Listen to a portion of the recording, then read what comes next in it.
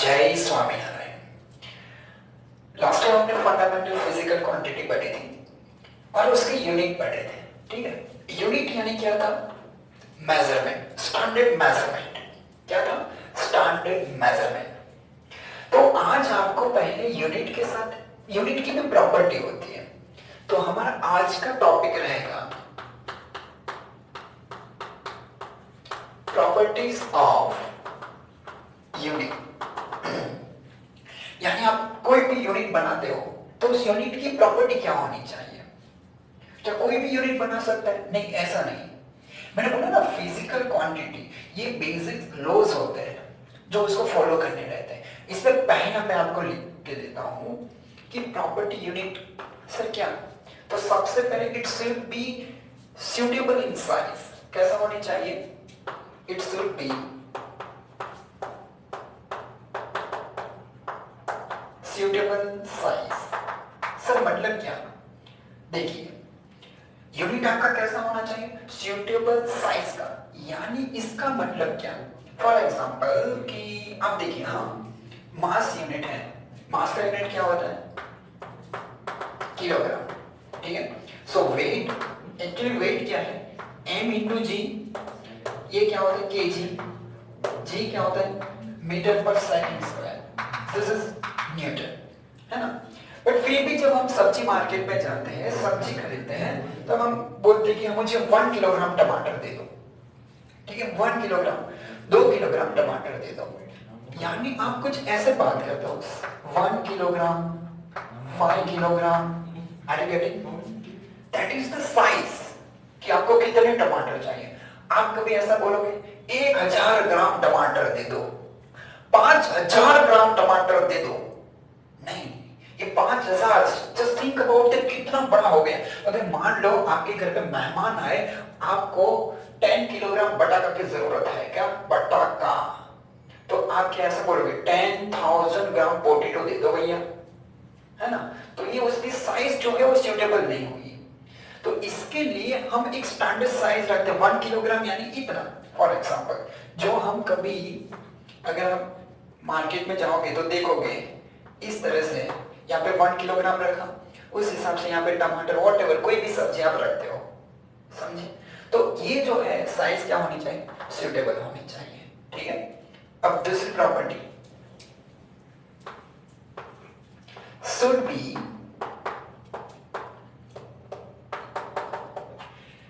easily reproducible। should be easily reproducible का मतलब क्या? मान लो आपके घर पे कोई आता है और वो बोलता है कि यार मुझे है ना 2 किलोग्राम भिंडी दे दो। और मान लो मैं ऐसा बोलूंगा कि मेरे पास 2 किलोग्राम मेजर करने की कोई इंस्ट्रूमेंट नहीं है, तो मैं उसको वो जो 2 किलोग्राम उसकी रिक्वायरमेंट में उसको कैसे दे पाऊंगा? समझ में आ रहा है? तो मेरे बाजू में फ्रेंड है, वो बोलेंगे कोई बात नहीं, रुक, मेरे पास है ना 2 किलोग्राम टमाटर है, तराजू रख, तू 2 किलोग्राम टमाटर इधर रख, तेरे पास जितनी भिंडी है इधर रखते जा, रखते जा, रखते जा, रखते जा, बैलेंस हो गया। यानी अगर ये 2 किलोग्राम टमाटर है तो आपकी भिंडी भी क्या हो गई? 2 किलोग्राम हो गई। आपके पास था? नहीं था। तो आपने क्या लॉजिक इस्तेमाल किया? बाजू वाले के पास 2 किलोग्राम जो टमाटर था, इसकी कंपेयर करके मैंने 2 किलोग्राम भिंडी दे दी। Are you getting it? तो वैसे मेरा कहने का मतलब ये है कि हर एक इंसान के पास 1 किलोग्राम, 2 किलोग्राम ऐसा स्कोप इजीली अवेलेबल होना चाहिए। That's called the reproducible। तो पहला क्या था? Should be suitable in size। दूसरा क्या था? Should be easily reproducible। And third one देखिए, ये मजेदार है। Unit should not change with time। Time के साथ आपका यूनिट नहीं चेंज होना चाहिए। जैसे कि एक काम करते हैं, कपड़े का, और साथ में फोर्थ कैरेक्टरिस्टिक भी लिख देता हूं। ठीक है, और ये दोनों को एक बेहद खूबसूरत एग्जांपल से अब मैं आपको एक्सप्लेन करता हूं। ये क्या लिखा? Should not change with the time. और ये भी कुछ ऐसा ही है, should not change with physical condition या फिर situation whatever. Sir physical condition यानी क्या? I am talking about summer, winter and monsoon. Just take one example कि मान लीजिए should not change with time. एक काम करते हैं, इतना का मतलब क्या? 1 मीटर, यहां से यहां पे 1 मीटर स्टैंडर्ड हो गया। जस्ट थिंक, स्टैंडर्ड हो गया।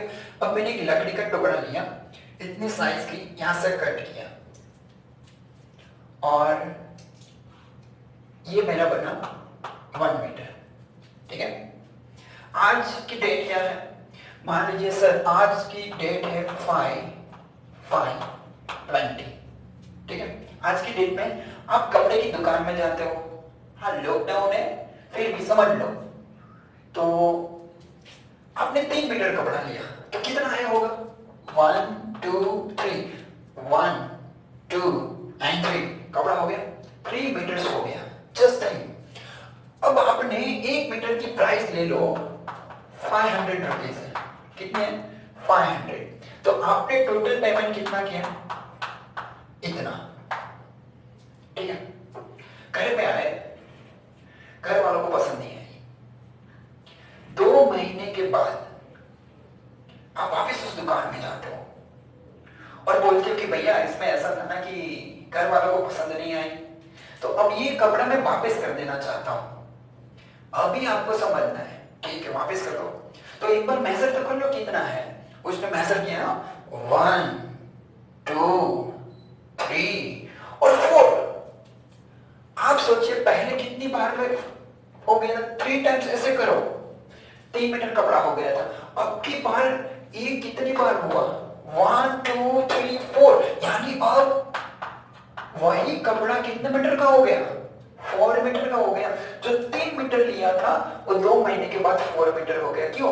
कि इसका मतलब ये हुआ ना, वो जो लकड़ी इस्तेमाल करता था, ये जो लकड़ी इस्तेमाल करता था उसकी size, because of the nature, because of the winter, because of the summer, whatever, जंग लगी जो भी समझो, उसकी साइज क्या हो गई? कम हो गई। साइज क्या हो गई? कम। यानी पहले जो 1 मीटर हम इसको बोलते थे, अब 2 महीने के बाद इसको 1 मीटर बोलते हैं। तो 2 महीने पहले जो कपड़ा लिया और ऑटोमेटिकली कितना हो गया? 4 मीटर। अब बोलते पैसा वापस कर। पता है कितना करना पड़ेगा? 2000 करना पड़ेगा। तो एक तो यार वो 2 महीने के बाद रिटर्न करने आता है और सामने दे भी जाता है और 500 रुपए दुकानदार से मुनाफा कमाता लेता है। ऐसे होता है बिजनेस। हाँ अरे बेटी, तो कहने का मतलब ऐसा चलेगा नहीं, ऐसा चलेगा नहीं। तो देखिए, it should not change with the time, time के साथ चेंज भी नहीं होना चाहिए, और it should not change with physical condition, both are same. तो ये है फिजिकल प्रॉपर्टी ऑफ यूनिट। फिर से एक बार, क्या है? It should be suitable in size, good. Should be easily reproducible, okay. Should not change with time, good. And should not change with physical condition, fine. अब देखिए हुआ क्या, ब्रिटिश वाले, फ्रेंच वाले, इंडिया वाले, पहले तो कम्युनिकेशन का बहुत बड़ा गेप था भाई। अभी इजीली तो है ना कि हेलो क्या कर रहे हो, क्या खा रहे हो, ऐसा तो अभी बहुत होता है, क्योंकि जियो जो आ गया, धीरूभाई ने जो हमें, ठीक है ना, वो सब छोड़िए। कहने का मतलब पहले कम्युनिकेशन की कमी थी, इसलिए फ्रेंच वाले, ब्रिटिश वाले, इंडिया वाले की यूनिट है ना, वो डिफरेंट डिफरेंट यूनिट रहते हैं। यानी डिफरेंट, देखो एक काम करते हैं, हमें पता है कि बेसिक क्वांटिटी देखो, यानी आई am talking about the types of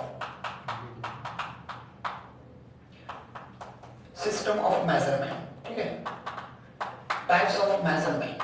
आप ऐसे लिख सकते हो।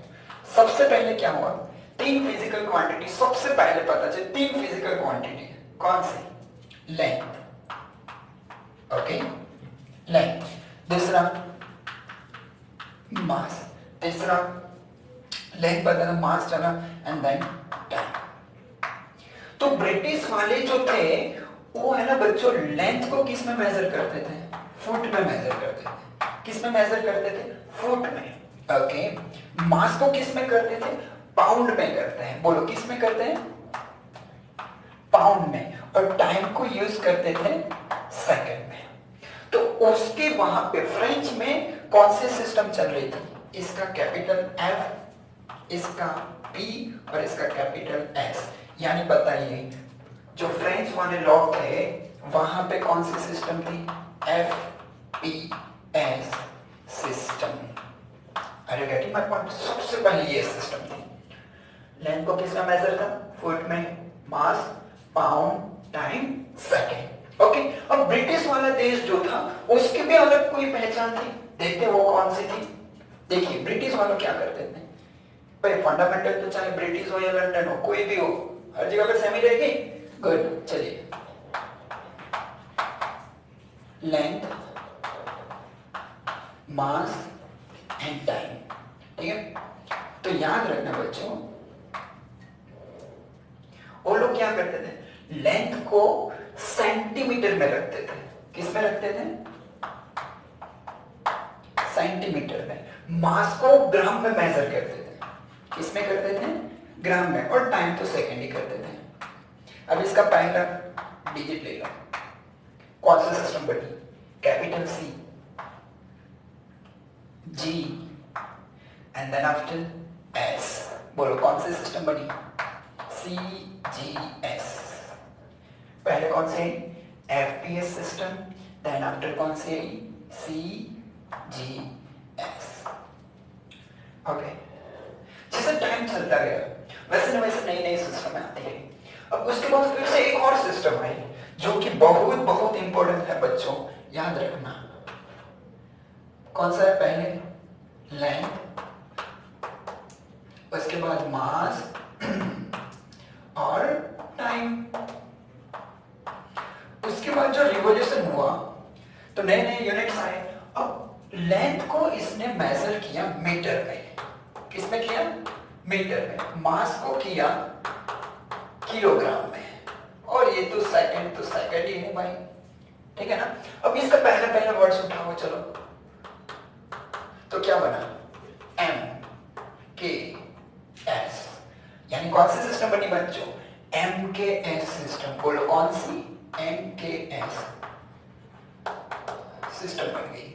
और उसके बाद नई नई फंडामेंटल फिजिकल और प्रॉपर्टी आती गई, जैसे कल पढ़ा mass, length, time, temperature, luminous intensity, mole of substance, ठीक है ना। ओके, बट प्रॉब्लम क्या था?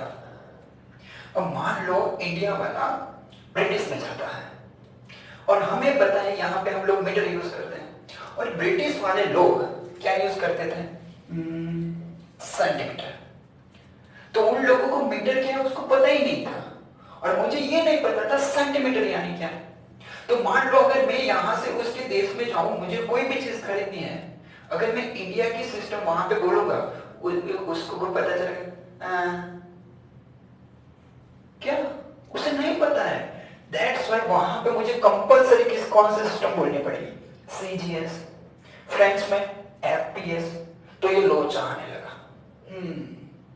अब इस लोचे को हम कैंसिल कैसे करें? तो सभी देशवासियों ने, पूरे वर्ल्ड में सब साइंटिस्ट लोग इकट्ठा हुए एक जगह पे और बोला कि हम एक ऐसे सिस्टम लाते हैं जो पूरी दुनिया के लिए वो यूनिट स्टैंडर्ड रहते हैं। बोलते हैं ना, जैसे साइंटिफिक नेम बोलते हैं कि कोई भी बर्ड्स हो, पीपल्स हो, सबका क्या होता है? एक साइंटिफिक नेम होता है जो हमें नहीं पता होता लेकिन सब साइंटिस्ट लोगों को पता होता है।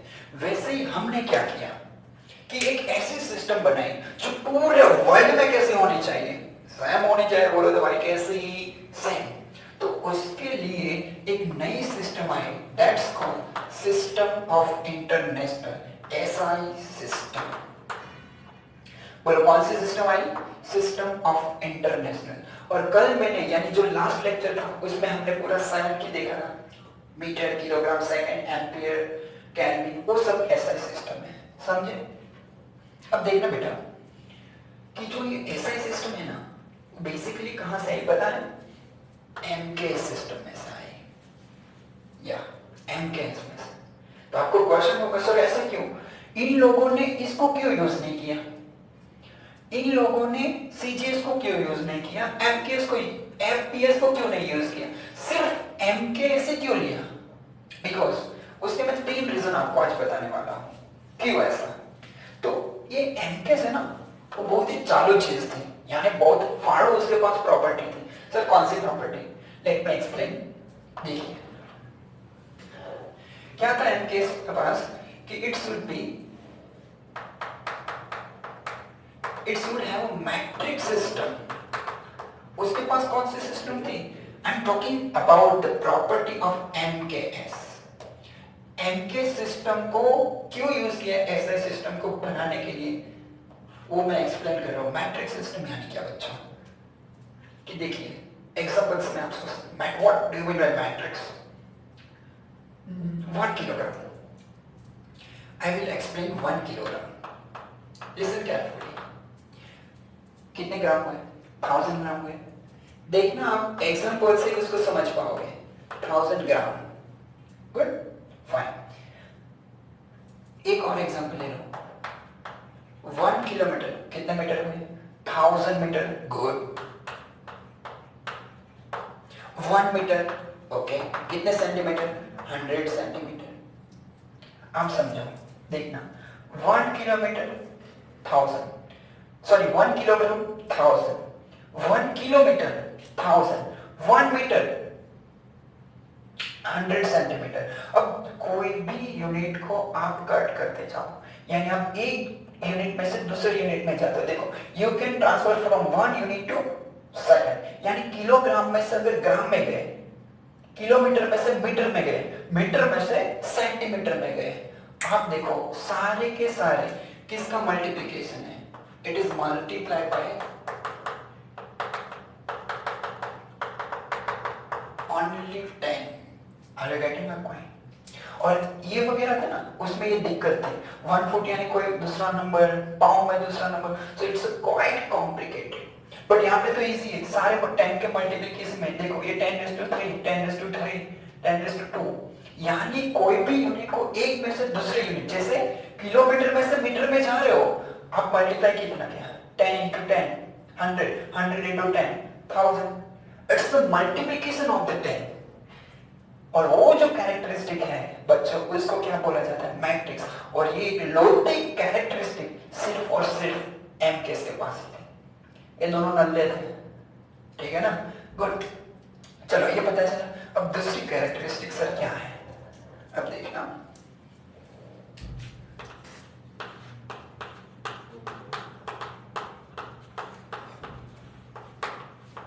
MKS is a rational system. अब सर ये कौन सा ये नया वर्ड है? रेशनल सिस्टम यानी क्या? रुकिए, इसमें क्या है पता बच्चों कि energy is a physical quantity. Energy is a physical quantity.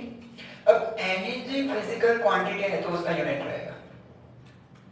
और ऐसा होता है कि अगर एक फिजिकल क्वांटिटी है तो उसका यूनिट भी कितने होने चाहिए? एक ही यूनिट होना चाहिए ना, है ना? एक फिजिकल के पास कितने यूनिट होने चाहिए? एक ही यूनिट होना चाहिए। तो सर पहले भी तो ऐसा था ना? नहीं, पहले ऐसा नहीं था। पहले क्या था कि एक एग्जांपल से समझा, तो पहले है ना एनर्जी, और उसमें भी हीट एनर्जी। कौन सी एनर्जी? Heat energy. कैसे मेजर करते थे? कैलोरी में मेजर करते थे। किसमें करते थे? Calorie is a unit, okay ना?